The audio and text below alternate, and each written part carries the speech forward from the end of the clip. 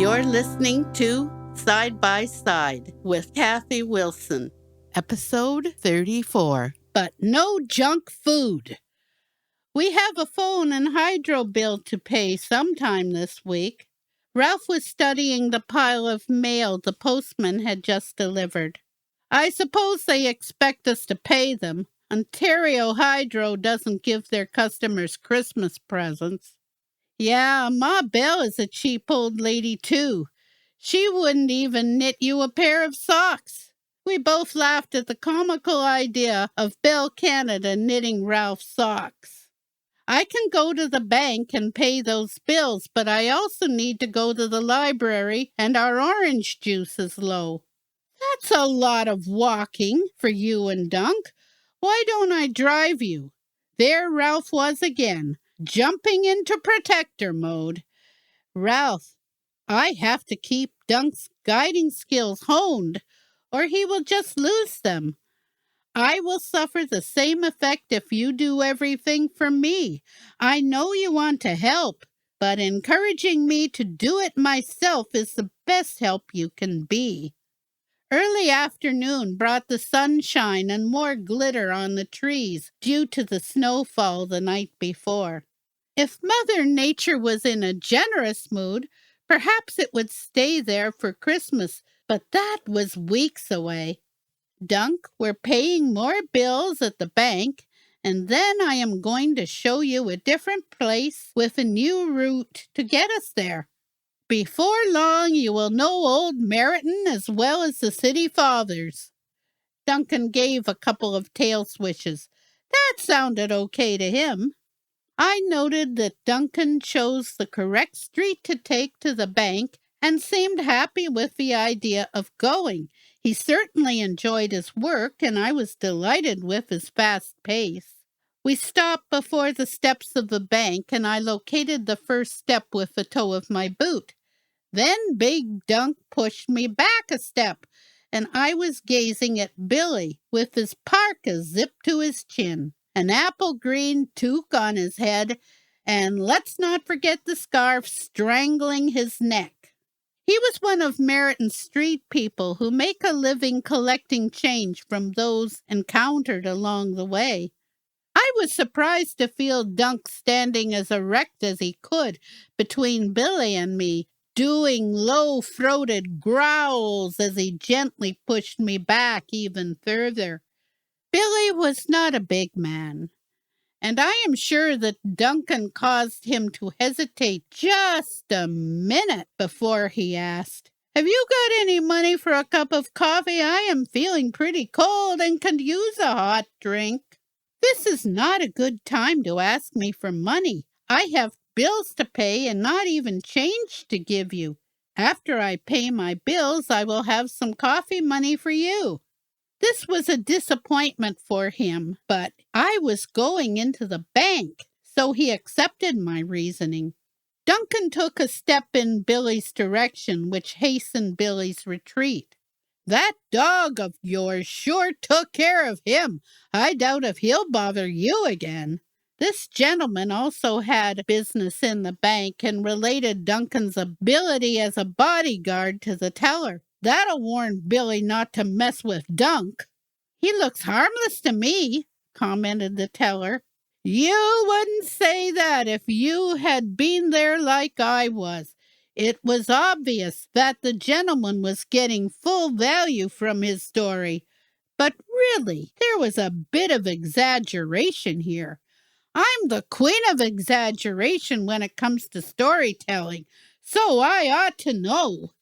Actually, Duncan is a big pussycat, but he thought I was being threatened. He wouldn't have done anything but growl.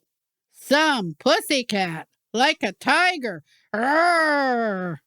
The best thing to do was pay my bills and carry on with our plans. This guy wasn't going to be convinced it would spoil his tail. As we passed the Dairy Queen, I pointed out Hickory's favorite rest stop. Great Dunc wasn't interested in an ice cream detour, so we continued along Hartzell until we came to a stop at Rockwood. This is where I like to cross over Hartzell Road, but on this particular day, we were already on the grocery store side of the street, so we practiced crossing it anyway. I wanted to give Dunc a chance to do his job well and receive some praise because I feared that the Billy encounter might have disturbed his confidence a bit. Poor Billy didn't mean any harm, but he did get too close, according to Dunc's measuring stick.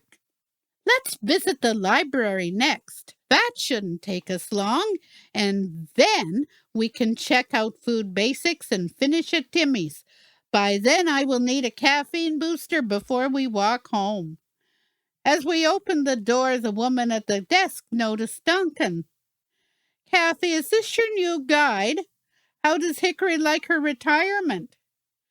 I rubbed Duncan's chin. This is Duncan, and this is his first time taking me to the library. My audiobooks need replacing. Hickory seems very content with the extra leisure time. She supervises Ralph's nap times. As I followed down a row of bookshelves, I stopped where the books all at once turned into recorded books. Dunc, this is where I select the audiobooks that we listen to. I chose one that had a scantily clad woman embracing a lusty-looking fellow. No, not this one. Hickory would be bored in no time. Oh, this is more like it.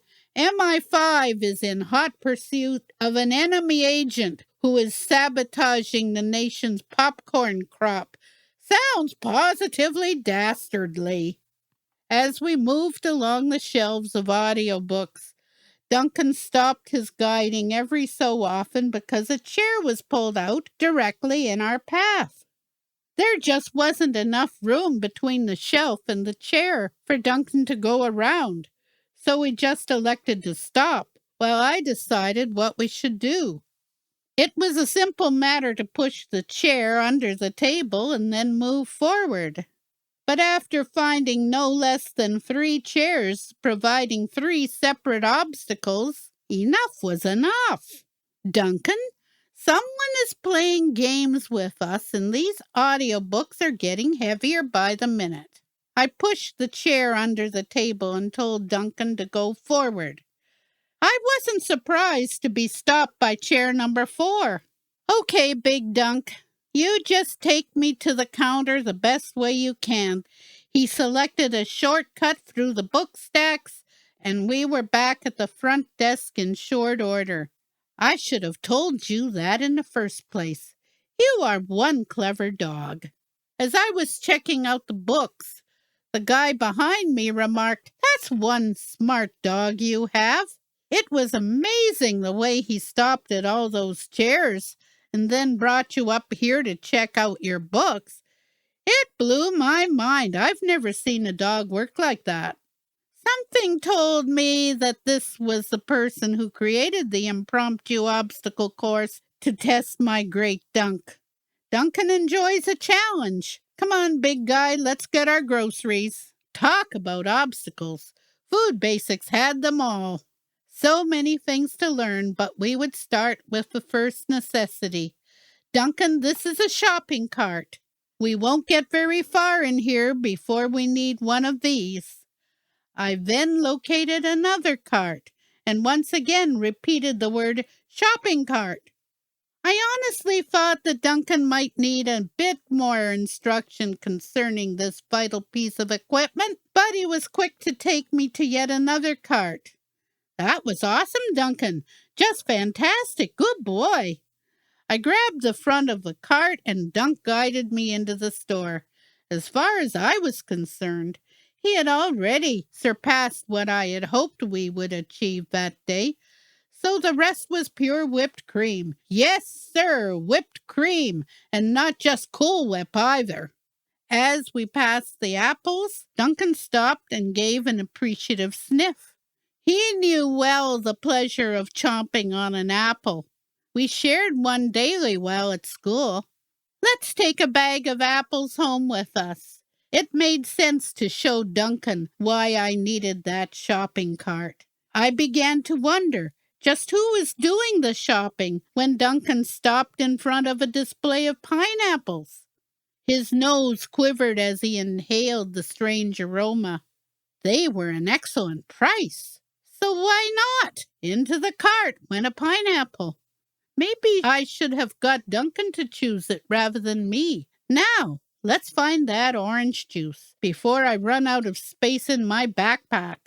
I pointed out the bananas, oranges, and Hickory's favorite Bartlett pears. When we passed the aisle with the potato chips and cheesies, I announced, Duncan, we never go down the junk food aisle. It's bad news. Bad news. If I ever want you to take me down the junk food aisle, you just keep right on going. Hey, I thought, this might just help my weight problem. Of course, the orange juice was at the back of the store, but we eventually discovered its location. After checking the bottles, I was able to select Ralph's favorite Tropicana with extra pulp. This isn't an easy task, but fortunately the bottle was a particular shape and the lid is a bit different for the extra pulp variety. Now we needed the most direct route back to the front of the store and check out. So I gave Duncan the command to turn left up the next aisle. Imagine my surprise when Duncan didn't turn left, but kept right on going. Dunc, left! This time he turned left, and by we were in line at the checkout. That's when the penny dropped. Of course, Duncan had followed orders and not turned down the junk food aisle. Good thing, too. My backpack was full to the brim. There wouldn't have been room for a bag of chips. Well done, Big Dunc. Well done. In my imagination, the pounds began to fall, and the possibility of wearing size 12 took on a brand new reality.